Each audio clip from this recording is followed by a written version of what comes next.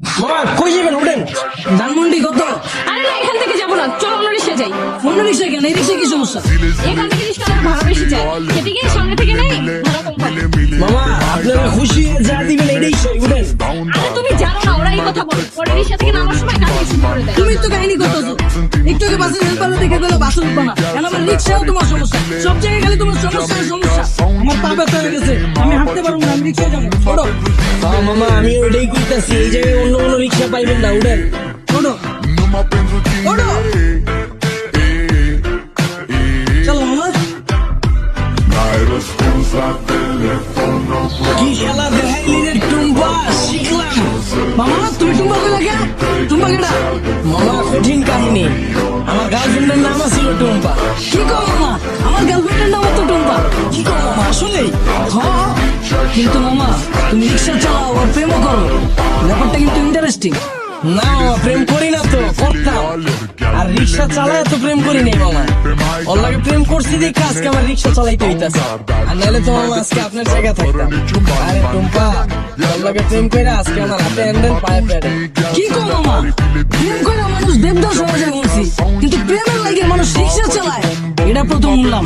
মামা তোমার কাহিনীটা কিন্তু ইন্টারেস্টিং লাগতেছে, গল্পটা কও শুনি। আরে বাবু কি শুরু করছো? ওনার এই ফালতু গল্প শুনে আমাদের সময় নষ্ট করে লাভ আছে। তার চাইতে চলো তুমি হেডফোন বের করো না কেন? আরে না, মামার কাহিনীটা অনেক ইন্টারেস্টিং, মামা তুমি কও। না মামা থাক, বাদ দেন, আমি উঠতে চাইতেছে না, পরে দেখা গেল আমার কাহিনী হইনা চিন্তা যাইব। আরে মামা তুমি তোমার গার্লফ্রেন্ডের কাহিনী কইবা, এটা তো হয় চেত বুকে, কও মামা শুনি।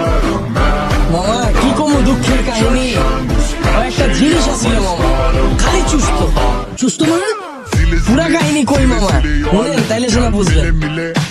ওর মায়ের বইরা মামা একটা চাকরি করতাম, ওই চাকরিটাও গেছে গা। পরে আর কি করার, বন্ধু বান্ধবের তো টাকা ধারলে ওনাকে দেখা করতাম, মাসের ভিতরে 15 দিনে দেখা করতাম মামা, 15,000 চুই চালাইতো। কেমনে মামা?